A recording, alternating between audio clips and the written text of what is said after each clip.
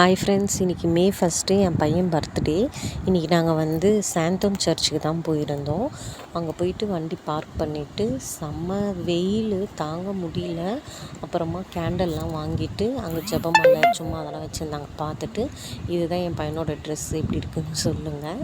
அப்புறமா உள்ளே வந்து சர்ச்சுக்கு போய்ட்டோம். நான், என் ஹஸ்பண்ட், என் பையன் 3 பேர் போயிருந்தோம். அப்புறம் இந்த மாதம் ரொம்ப சக்தி. அங்கே வந்து நல்லா ப்ரேயர் பண்ணிவிட்டு அப்புறம் வந்து இன்னொரு அதில் பக்கத்தில் அப்படி நாங்கள் போனோம். அப்புறம் இந்த மாதா பார்த்திங்கன்னா ப்ரெக்னெண்ட்டாக இருக்கிற மாதிரி இருப்பாங்க.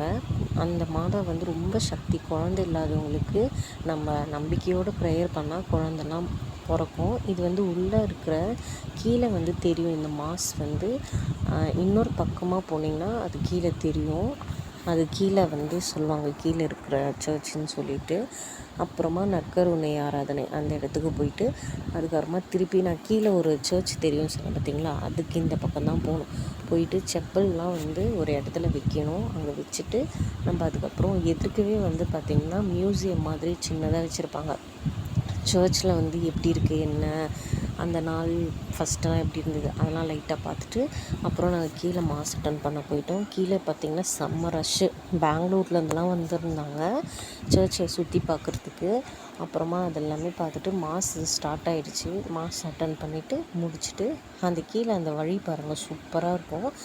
ஃபாதரை பார்த்துட்டு பிளஸ்ஸிங் வாங்கிட்டு அங்கேருந்து தேர் மாதா தேர் அதெல்லாம் பண்ணிவிட்டு சாக்லேட்லாம் வாங்கிட்டு கிளம்பிட்டோம்.